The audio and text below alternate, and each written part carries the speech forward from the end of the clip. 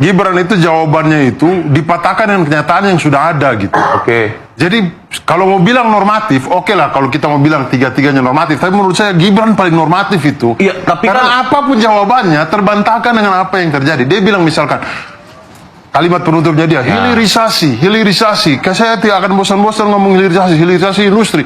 Nikel atau apa segala macam akan memperbanyak lapangan 19 juta lapangan pekerjaan orang baru. di Morowali tenaga kerja asing, tambang itu. Mahera di Maluku Utara juga tenaga kerja asing. Apa yang membuka lapangan pekerjaan? Ya sebenarnya sih. Kemudian dia bilang AMDAL atau apa? Lah rezim sekarang yang suka tabrak-tabrak AMDAL. Udah. Pertanyaan Pak Mahfud tadi, impor. Dulu 2019 bilang tidak akan impor lah. Sekarang kenyataannya ini gula sekian ton. Nggak dijawab. Pertanyaannya apa soal apa tadi? Trisakti ya? Trisakti ya. Iya. Bagaimana? Iya. Itu yang Jadi menurut saya apapun yang dikatakan Gibran sekarang ini terbantahkan oleh fakta yang sudah terjadi. Dan itu harusnya dia mengadres itu dengan jawab kegagalan bapak lu itu.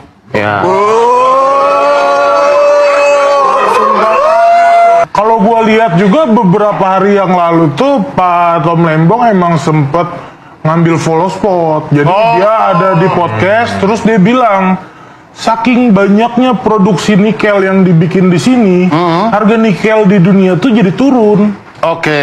Dan mungkin kayaknya Kenapa dia nyerang Tom Lembong terus? itu. Dan itu memang hal yang memang tadi diungkapkan juga di situ ya. Dan itu tidak dibantu oleh Gibran. Ternyata memang produksi kita yang terlalu banyak, akhirnya kemudian di pasar karena supply demand supply-nya kebanyakan akhirnya harganya jadi turun. Yang masuk akal juga, mungkin sakit hati kali ya. Apapun. Oke, kembali lagi di channel MD 2045. Salam inspirasi, salam NKRI, harga mati. Nah, teman-teman mungkin sudah melihat perdebatan tadi malam, yang dimana perdebatan tersebut diselenggarakan oleh KPU antara Cawapres. Nah, ini sangat menarik karena di perdebatan tersebut sangat-sangat seru. Mengapa saya katakan begitu? Karena mereka saling serang. Tetapi ketika kita menyerang atau perdebatan tentunya kita harus menaati aturan yang sudah diselenggarakan oleh KPU.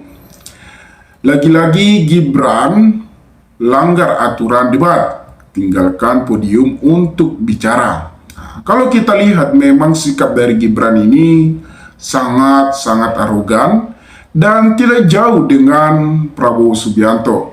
Lagi-lagi mereka lah yang diperbincangkan soal etika dan sikap dan karakter. Kalau kita lihat memang perdebatan tersebut soal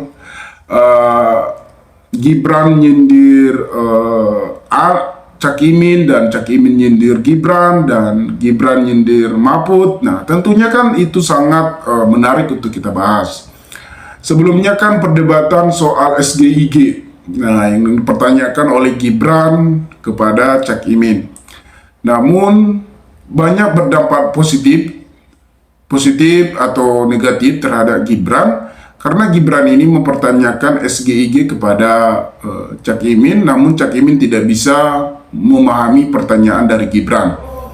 Nah, yang membuat sombong tersebut karena Gibran mengatakan kepada Cak Imin, mohon maaf Gus, soal pertanyaannya agak sulit. Jadi seakan-akan kalau kita berpikir bahwa Gibran ini memperlihatkan dirinya yang arogan dan sombong dan seakan-akan lebih pintar dari Cak Imin. Nah, tentunya itu sudah membuat masyarakat akan berpikir negatif kepada Gibran karena kesombongannya. Karena masyarakat akan membutuhkan pemimpin yang sopan dan memiliki karakter yang bagus.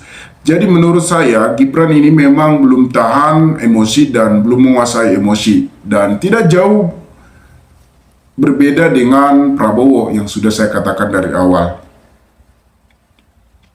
Mengapa perdebatan tersebut seru? Karena Gibran menyinggung Cak Imin, mengatakan enak banget ya Gus, jawabannya bisa dicatat. Nah, jadi menurut saya catatan tersebut tidak bermasalah karena kan sudah ada aturan di KPU. Jadi soal catatan tersebut ya senyamannya kita untuk berdebat, ya kita juga bisa pegang kepala, pegang hidung tentunya, ya sah-sah saja. Tapi kalau kita melanggar aturan sudah termaksud tidak sesuai dengan aturan KPU tersebut. Nah, Cak Imin juga menyindir Gibran, ya catatan, bukan catatan MK.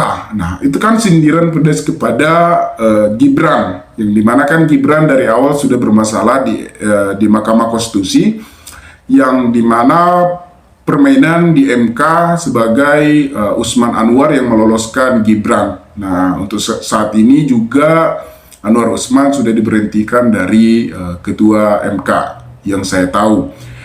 Nah, teman-teman, soal pertanyaan Gibran kepada Mahfud yang buat kita geram melihat tingkah laku Gibran.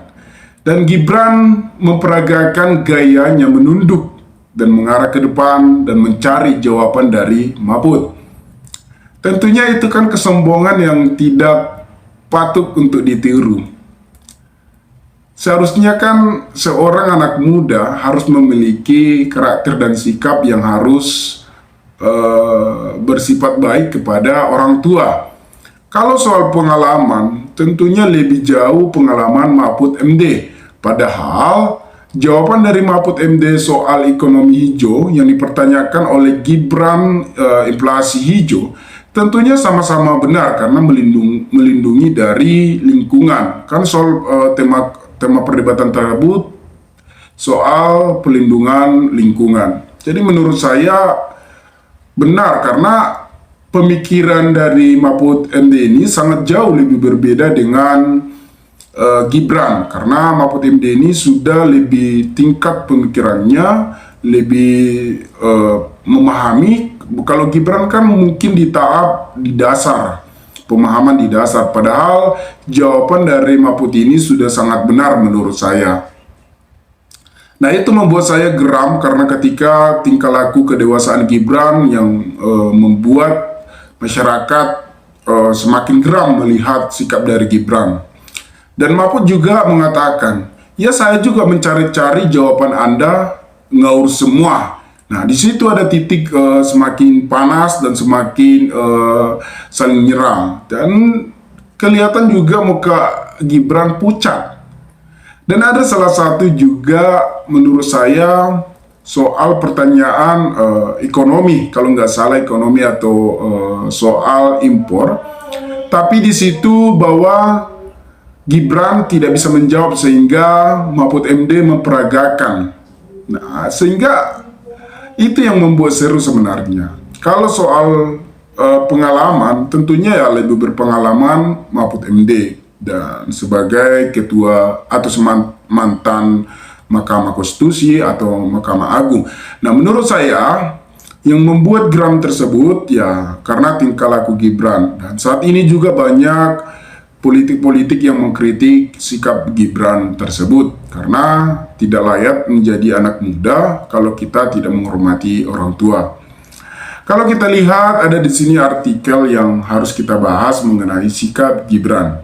Gibran kembali langgar aturan debat, tinggalkan podium untuk bicara. Nah, seperti yang saya katakan tadi dari awal. Jadi ya harusnya harus ditaati aturan yang sudah dibuat KPU. Calon Wakil Presiden nomor urut 2, Gibran Raka Buming Raka kembali melanggar aturan debat dengan meninggalkan podium untuk berbicara. Hal itu dilakukan saat Gibran memaparkan visi misinya sebagai kandidat urutan kedua yang mendapatkan kesempatan itu.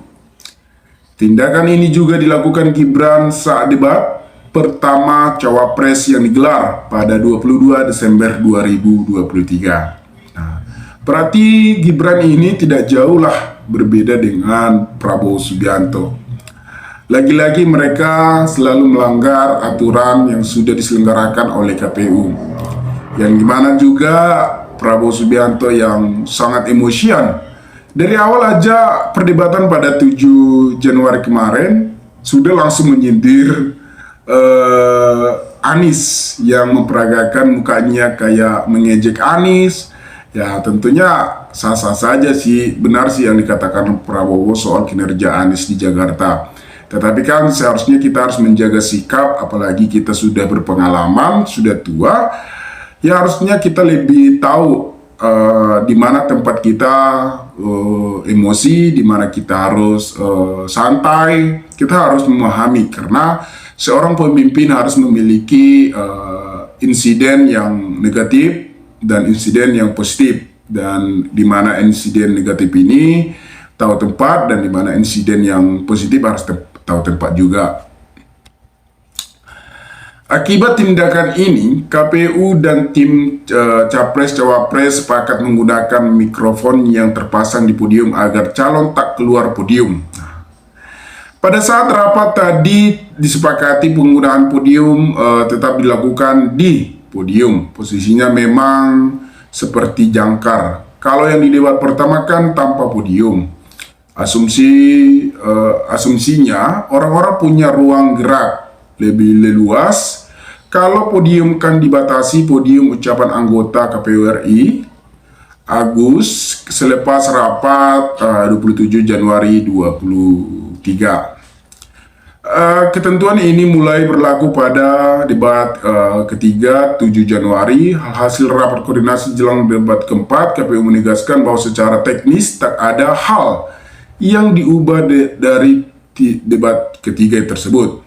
Nah, menurut saya kalau memang orang sudah memiliki pemikiran, memiliki sopan santun, tentunya mereka harus menaati aturan KPU, bukan melanggar. Kalau mereka memang sudah mempunyai jam terbang yang tinggi. Nah, teman-teman, lagi-lagi kita membicarakan Gibran, sampai bosan kita membicarakan Gibran. Saya juga bosan membicarakan Gibran, tapi ya sudahlah. Agar kita masyarakat mengetahui karakter, agar kita tidak salah memilih dalam pemimpin, karena akan menggantikan Pak Jokowi di tahun 2024 ini sampai 2029. Nah, teman-teman, dimanapun Anda berada, semoga diberikan kesehatan dan diberikan rezeki oleh Tuhan Yang Maha Kuasa. Dan jangan lupa tinggalkan tanggapan teman-teman di kolom komentar agar kita bisa saling tukar pikiran satu antara lain. Salam inspirasi, salam NKRI, MD 2045 melaporkan.